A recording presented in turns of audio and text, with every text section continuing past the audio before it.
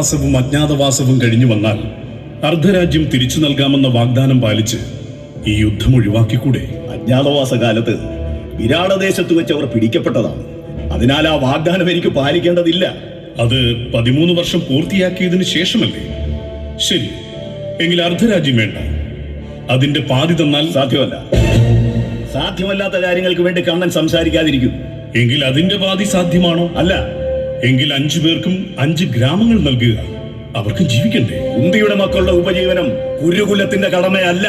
എങ്കിൽ അന്യരെന്ന് കരുതി തന്നെ മനുഷ്യത്വത്തിന്റെ പേരിൽ 5 പേർക്കും 5 ഭവനങ്ങൾ നൽകും. മനുഷ്യത്വം ഇവരോടോ? 5 പേർക്കും കൂടി 1 ഭവനം. എന്താ, അന്യദേശത്തു നിന്നും എത്തിയ അഭയാർത്ഥികളോട് കാണിക്കുന്ന ദയ അത് നൽകിക്കൂടെ? ഹസ്തിനപുരിയിലെ പ്രജകളും അഭയാർത്ഥികളുമെല്ലാം ക്ഷേമത്തിലാണ് കഴിയുന്നത്. ശത്രുവിന് സ്വന്തം മണ്ണിൽ കണ്ണനിടം നൽകുമോ? ഞങ്ങളെ നശിപ്പിക്കാൻ കോപ്പ് കൂട്ടുന്ന ഈ പരീക്ഷകൾക്ക് ഒരു ഭവനമെന്നല്ല, സൂചി കുത്താനുള്ള ഒരിടം പോലും നൽകില്ല. ഓ, അങ്ങനെയാണ്. ഭവിഷ്യത്തുകൾ വലുതാവുമെന്നറിഞ്ഞിട്ടും സന്ധിയുടെ സകല സാധ്യതകളും നിഷേധിക്കുന്ന സുയോധനന്റെ ആത്മവിശ്വാസം വീരോചിതം തന്നെ. രാജോചിതം. വീരോചിതമോ രാജോചിതമോ അതെന്തുമാവട്ടെ, കണ്ണൻ ഞാൻ വന്ന കാര്യത്തിലേക്ക് വരൂ. വരാം. എന്തായാലും ഉറക്കമുണർന്ന പാടെ ആദ്യമേ കണ്ടിട്ടും അർജുനനോട് ഞാൻ വന്ന കാര്യം തിരക്കിയില്ല. ആട്ടെ, അർജുനൻ എന്താണ് വേണ്ടത്? കൗരവരുടെ ധാർഷ്ട്യം ഞങ്ങളെ ഒരു യുദ്ധത്തിലേക്ക് പിടിച്ചു തള്ളുന്ന ഒരു സാഹചര്യം ഉണ്ടായാൽ കണ്ണൻ ഞങ്ങളെ സഹായിക്കണമെന്ന് പറയാൻ തന്നെയാണ് ഞാനും വന്നത്. ഈ സഹായം അഭ്യർത്ഥിക്കാൻ ആദ്യം വന്നത് ഞാനാണ്. ആണ്. അക്കാര്യത്തിൽ മാത്രം നിങ്ങൾ തമ്മിൽ പൊരുത്തമുണ്ട്. ആവട്ടെ, 2 പേരും ഒരേ കാര്യവുമായി വന്നതുകൊണ്ട് 2 പേരെയും സഹായിക്കേണ്ട കടമ എനിക്കുണ്ട്. അത് ദുഷ്കരവുമാണ്. ആകയാൽ ഞാനൊരു ഉപായം പറയാം.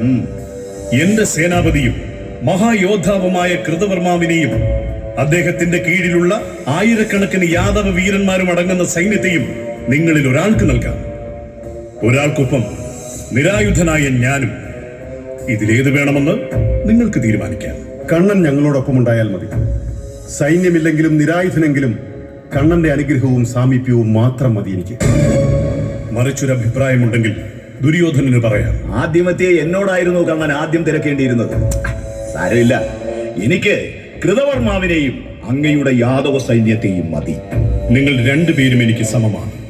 പക്ഷാഭേദം കാണിച്ചുവെന്നൊരു അപഖ്യാതി ഞാൻ ആഗ്രഹിക്കുന്നില്ല. വേണമെങ്കിൽ ഇനിയും മാറ്റി ചിന്തിക്കാം. കണ്ണന്റെ പക്ഷത്തെക്കുറിച്ച് എനിക്ക് സംശയമേതുമില്ല. യുദ്ധത്തിൽ സൈന്യവും യുദ്ധവീരന്മാരും തന്നെയാണല്ലോ ആവശ്യം. പിന്നെ യുദ്ധത്തിൽ അങ്ങ് നിരായുധനായിരിക്കുമെന്ന് അങ്ങ് തന്നെ പറഞ്ഞു. ആ വാക്കുമാറാതിരുന്നാൽ മാത്രം മതി. അക്കാര്യത്തിൽ സംശയം വേണ്ട. ഈ യുദ്ധത്തിൽ ഒരിക്കൽ പോലും ആയുധമെടുത്ത് ഞാൻ യുദ്ധം ചെയ്യുകയില്ല. സത്യം. മതി, ഞാൻ സന്തോഷത്തോടെ തന്നെ മടങ്ങുന്നു. താൻ കൈക്കൊണ്ട ഏറ്റവും തെറ്റായ തീരുമാനമായിരുന്നു ഇതെന്ന് ദുര്യോധനൻ ഒരിക്കൽ തിരിച്ചറിയും. കണ്ണാ, ഞാനൊരു വിഡ്ഢിത്തം പ്രവർത്തിച്ചുവെന്ന് കണ്ണന് തോന്നുന്നുണ്ടോ? എന്നെ സംബന്ധിച്ചിടത്തോളം ഇതിനേക്കാൾ ബുദ്ധിപൂർവകമായ ഒരു തീരുമാനം എടുക്കാവതല്ല. ഞാൻ കണ്ണനെ തിരഞ്ഞെടുത്തിരുന്നെങ്കിൽ അത് നിരായുധനായോ സായുധനായോ എന്തുമാവട്ടെ, ഞങ്ങളോടൊരു തരിമ്പ് പോലും പ്രതിപത്തിയില്ലാത്ത സ്വന്തം അമ്മായിയായ കുന്തിയുടെ മക്കളോട് ആവോളം സ്നേഹവായ്പും കടപ്പാടുമുള്ള കണ്ണൻ കൂടെ നിന്നാലും മനസ്സുകൊണ്ട് പാണ്ഡവരോടൊപ്പമായിരിക്കുമെന്ന് എനിക്കറിയാം. പിന്നെ നിന്റെ സൈന്യത്തെ തിരഞ്ഞെടുത്തതിൽ 2 കാര്യം. ഒന്ന്, നിന്റെ സേനാപതി കൃതവർമ്മൻ എന്റെ സ്നേഹിതനും അദ്ദേഹത്തിന്റെ കീഴിലുള്ള യാദവ സൈന്യം കിടയറ്റതുമാണ്. ആ ശക്തി എനിക്ക് ഉപയോഗപ്പെടുത്താം. പിന്നെ 2ാമത്തെ കാര്യം, പാണ്ഡവർക്ക് വിജയിക്കണമെങ്കിൽ നിന്റെ യാദവ സൈന്യത്തോടു കൂടി ഏറ്റുമുട്ടേണ്ടി വരും.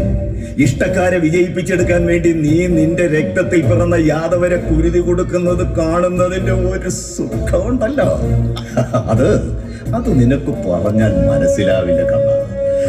അപ്പോ ഇനി നമുക്ക് പോർമുഖത്ത് കാണാം. കണ്ണ, കൗരവേയൻ പറഞ്ഞത് സത്യമാണെങ്കിൽ സ്വന്തം കൂട്ടരെ കൊലയ്ക്ക് കൊടുക്കേണ്ട അവസ്ഥയിലേക്ക് നിന്നെ എത്തിക്കുകയാണോ ഞങ്ങൾ? എന്റെ സൗഹൃദം നിന്നെ വിഷമവൃത്തത്തിലാക്കുന്നുവെങ്കിൽ അതെനിക്ക് കൊടിയ വേദനയാണ് മുരാരെ. ചഞ്ചലനാകാതിരിക്കുന്നോഴ. അവൻ പറഞ്ഞത് അവന്റെ ശരിയാണ്. ദേഹം ദേഹിയോട് യുദ്ധം ചെയ്യുമോ? ദേഹത്തിന് ദേഹിയെ ഹനിക്കാനാവും? യാദവകുലത്തിന് നാളെ എന്ത് സംഭവിക്കുമെന്ന് എനിക്ക് നന്നായി അറിയാം.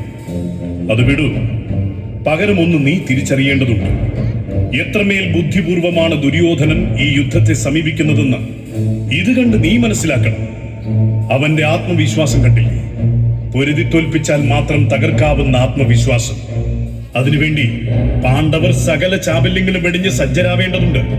പടനിലങ്ങളിൽ 1000 യവനെ പോലെ പൊരുതേണ്ടതുണ്ട്. കാരണം വരാനിരിക്കുന്നത് ഒരു ചെറിയ പോരാട്ടമല്ല. ലോകം ഇന്നോളം ദർശിച്ചിട്ടില്ലാത്ത വിധം അനവധി അക്ഷൗണികൾ കോളുകൊണ്ട മഹാസമുദ്രം കണക്കെ ആർത്തിരമ്പി മരണക്കണക്കെഴുതാൻ പോകുന്ന കുരുക്ഷേത്ര മഹായുദ്ധം.